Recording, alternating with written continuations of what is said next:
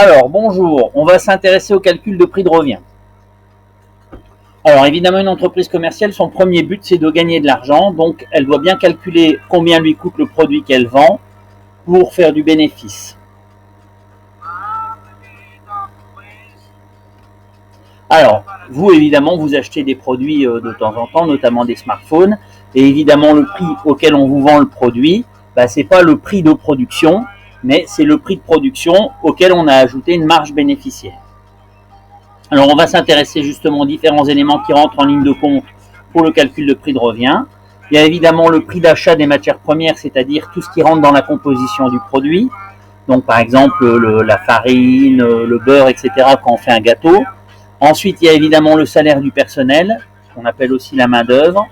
Et enfin, il y a les frais généraux et les amortissements du matériel. Les amortissements du matériel, ce sont les investissements, toutes les machines, les fours, etc., qu'on va acheter et qu'on va utiliser pendant plusieurs années. Mais au bout d'un moment, ils seront usés, on devra les remplacer. Eh bien, il faut tenir compte aussi de cette usure dans notre calcul de prix de revient. Nous, on va partir du principe qu'on va ouvrir une sandwicherie. Et donc, évidemment, on va s'appliquer, essayer de faire les plus beaux sandwichs possibles. On va maintenant regarder quels sont les ingrédients nécessaires. Alors, on aura besoin évidemment d'une demi-baguette.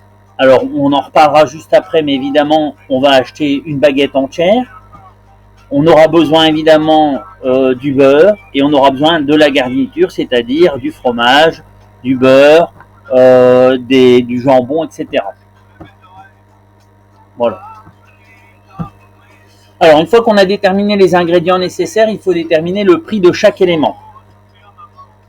Alors ici, on a, nous, la demi-baguette, on l'achète par baguette entière et elle nous coûte en moyenne 1,20 € la baguette. On a besoin aussi de beurre. On achète le beurre au kilo et à chaque fois, il nous coûte 9 € pour 1 kilo, mais on n'utilisera à chaque fois que 2 grammes par sandwich. Et puis, on a évidemment besoin de fourrer nos sandwichs, donc on aura du jambon, on aura du fromage, etc. Et à chaque fois, vous avez le conditionnement. Le jambon et le fromage, on l'achète par 10 tranches.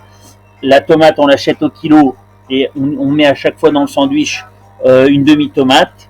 Et il y a 6 tomates au kilo et on va utiliser à chaque fois un demi-œuf également.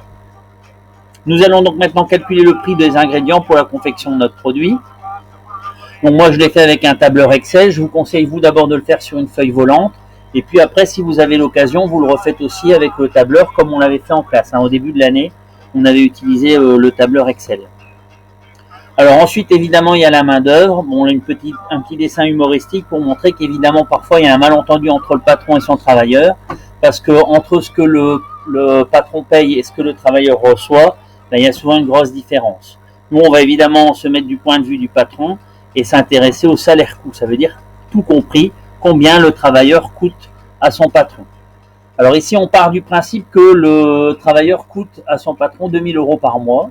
Et en moyenne, sur un mois, il travaille 150 heures. Et donc, chaque sandwich va prendre en moyenne 2 minutes au travailleur.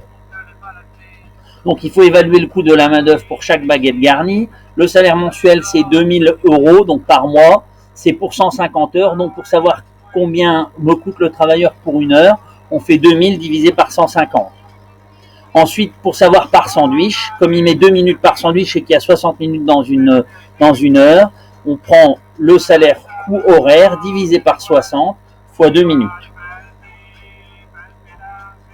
Alors, il ne faut pas oublier évidemment de tenir compte des frais généraux. Alors, ce sont quoi les frais généraux? C'est le téléphone, la photocopieuse, et évidemment aussi, pas oublier, parce que tout fonctionne avec ça, l'électricité.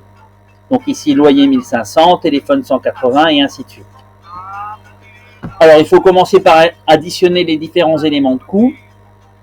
Donc le loyer, le téléphone, l'électricité, etc. Et calculer combien ça fait en tout par mois. Ensuite, on doit évidemment le calculer par sandwich. Donc on prend le total mensuel et on divise par le nombre de sandwichs produits. Et ici, on produit 5000 sandwichs.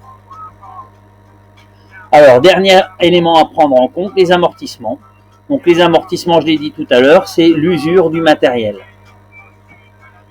Alors, dernière étape, il faut additionner les 4 éléments de coût. Voilà, et on obtient le total par sandwich.